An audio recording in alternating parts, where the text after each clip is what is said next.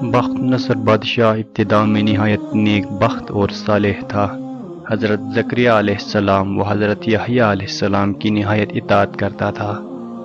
اتفاقاً اس نے ایک عورت سے نکاح کیا جس کے ہمراہ ایک لڑکی نہایت حسینہ و جمیلہ پہلے شوہر سے تھی۔ جب وہ لڑکی سن بلوغ کو پہنچی تو بادشاہ اس کے بہار حسن دیکھ کر فریفتہ و دیوانہ ہو گیا۔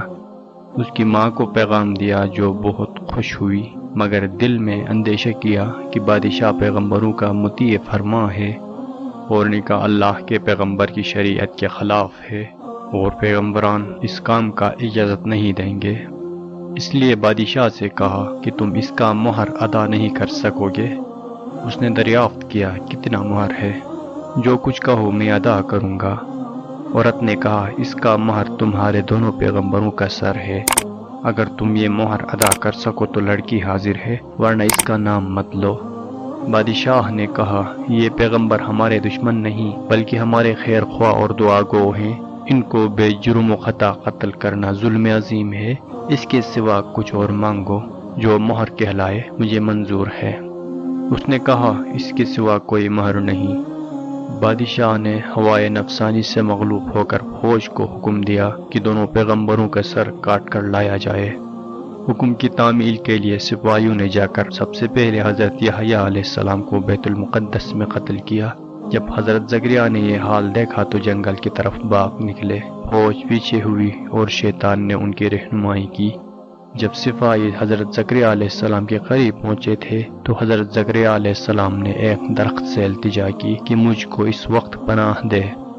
وہ درخت پھٹ گیا، یہ اس کے اندر سما گئے اور پھر سے بند ہو گیا، لیکن تھوڑا سا کپڑا باہر رہ گیا۔ فوج متحیر ہوئی کہ کہاں غائب ہو گئے۔ شیطان نے نشان دیا کہ اس درخت کے اندر ہیں اور یہ کپڑا ان کے موجود ہونے کی علامت ہے۔ پھر شیطان نے آرا کی ترکیب بتلائی، درخت چیرا گیا۔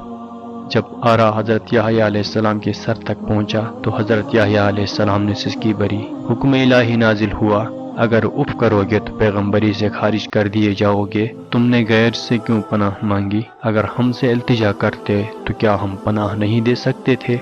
اب اس کا مزہ چکھو اور چپ رہ کر آرا چلنے دو۔ غرض یہ کہ سر سے پاؤں تک جسم چیرا گیا اور حضرت زکریا علیہ السلام نے دم نہ مارا۔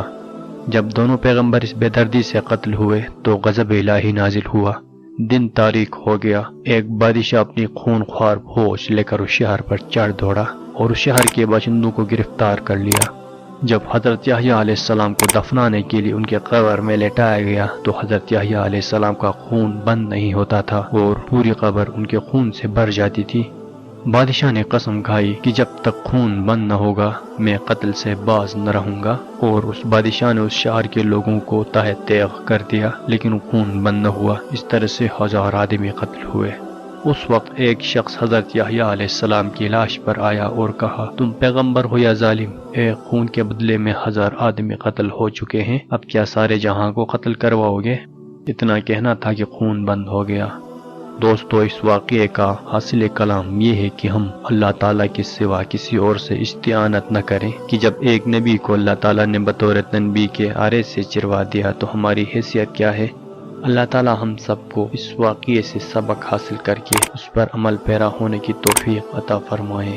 الہ آمین یا رب العالمین۔